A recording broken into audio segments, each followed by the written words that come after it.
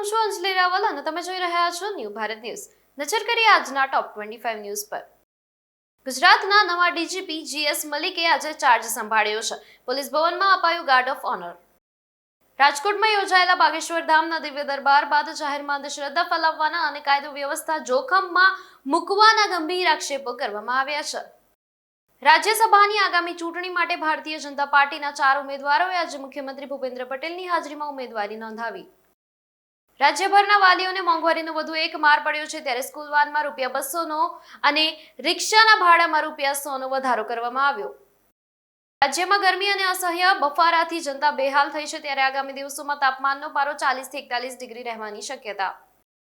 Middle ઈસ્ટમાં વધતા તણાવને કારણે સોના ચાંદીના ભાવમાં ઘટાડો જોવા મળ્યો છે, ત્યારે 10 ગ્રામ 24 કેરેટ સોનાનો ભાવ ₹1.51 લાખ થયો છે। ચોમાસાની સિઝન નજીક આવતાની સાથે જ અમદાવાદ મ્યુનિસિપલ કોર્પોરેશન દ્વારા વાહન ચાલકો માટે એક ચોંકાવનારી અને મહત્વની જાહેર ચેતવણી બહાર પાડવામાં આવી। અખિલેશ યાદવના આરોપોથી રામ મંદિરને મળેલા દાન અંગે પ્રશ્ન ઉભા થયા છે। મંદિર ટ્રસ્ટે અખિલેશના આરોપોને પાયાવિહોણા ગણાવ્યા। ઉત્તરાખંડમાં આ વર્ષે એપ્રિલથી શરૂ થયેલી પ્રસિદ્ધ ચારધામ યાત્રામાં શ્રદ્ધાળુઓની ભારે ભીડ નોંધાઈ છે। સૌથી વધુ 11 લાખ તીર્થયાત્રીઓ ત્યાં પહોંચ્યા હતા। ટીમ ઇન્ડિયાએ અફઘાનિસ્તાનને એક ઇનિંગ્સ અને 300 રનથી હરાવ્યું છે, ત્યારે ડેબ્યુ મેચમાં માનવ સુથારે ઝડપી 7 વિકેટ લીધા। ચાંદલોડિયા વિસ્તારમાં મહાદેવનગર ખાતે નવા રોડના નિર્માણ માટે એએમસી દ્વારા ગેરકાયદેસર મકાનો તોડી પાડવામાં આવ્યા।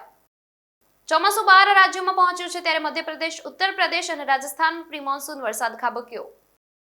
પશ્ચિમ બંગાળ સરકારે એક મોટો વહીવટી નિર્ણય લેતા રાજ્યમાં સીબીઆઈને તપાસ કરવા માટેની સંપૂર્ણ છૂટ આપી દીધી।